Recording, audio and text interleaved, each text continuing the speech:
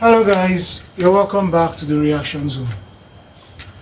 In today's lesson, we're going to look at how to solve the question on electrolysis that's on the board. And the question is as follows. In the electrolysis of copper 2 sulfate solution, how many grams of copper are plated out on the cathode in the time that it takes to liberate 5.6 liters of oxygen measured at standard temperature and pressure at the anode? Now, according to this question, we are told that oxygen is liberated at the anode. The first thing to do in solving this question is to write out the equation for the reaction at the anode. And the equation at the anode is as follows. 4 hydroxide ions will undergo oxidation to give us 1 mole of oxygen, 2 moles of water, and we'll lose 4 moles of electrons in the process. Now, before we can find the quantity of copper that is plated out on the cathode, we need to find the quantity of electricity that is going to liberate 5.6 liters of oxygen. Because the question tells us to find how many grams of copper is plated out on the cathode in the time that it takes to liberate 5.6 liters of oxygen. So this expression here, in the time, is key to solving this problem. So before we start looking for how to find the quantity of copper that is plated out, first thing that we need to do is to find the quantity of electric charge that is going to liberate 5.6 liters of oxygen at standard temperature and pressure, because it is that same quantity of electric charge that will enable us to determine the quantity of copper that is plated at the cathode. So, from this equation, we have 1 mole of oxygen here, and 1 mole of any gas at STP has a volume of 22.4 liters. Now, to produce 1 mole of oxygen at STP, 4 moles of electrons is lost. So, the quantity of charge here corresponds to 4 times 96,500 coulomb. This is because I've told you in previous videos that 1 mole of an electron is equivalent to 96,500 coulomb of electric charge.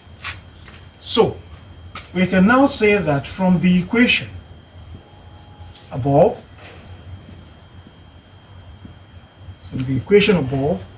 that 4 times 96,500 coulomb liberates 22.4 liters of oxygen at STP. So you can say that if X coulomb liberates 5.6 liters of oxygen at STP, you can cross multiply. So X times 22.4 is going to be equal to 4 times 96,500 times 5.6. And then X is going to be equal to 4 times 96,500 times 5.6 divided by 22.4. And when this is simplified, it's going to give us 96,500 coulomb. So what this means is that 96,500 coulomb of electricity liberates 5.6 liters of oxygen at STP. Now that we know the quantity of electricity that liberates 5.6 liters of oxygen, we can now proceed to find the quantity of copper that is plated out on the cathode. Now, the atomic mass of copper is 63.5. Now, copper 2 ions is divalent and is going to undergo reduction by accepting 2 electrons to give us a copper atom. So as a result, the value of N, which is the charge on the ion, is going to be 2. Now, the value of Q, that's the quantity of electric charge, is what we've gotten here, which is 96,500 coulomb. And we know that 1 Faraday has a value of 96,500 coulomb as well. So with this, we can now find the mass of copper plated out on the cathode. The mass of copper plated out on the cathode is simply going to be MQ over NF, which is 63.5 multiplied by 96,500 divided by 2 times 96,500. This will cancel this, and 63.5 divided by 2 is going to give 31.75 grams.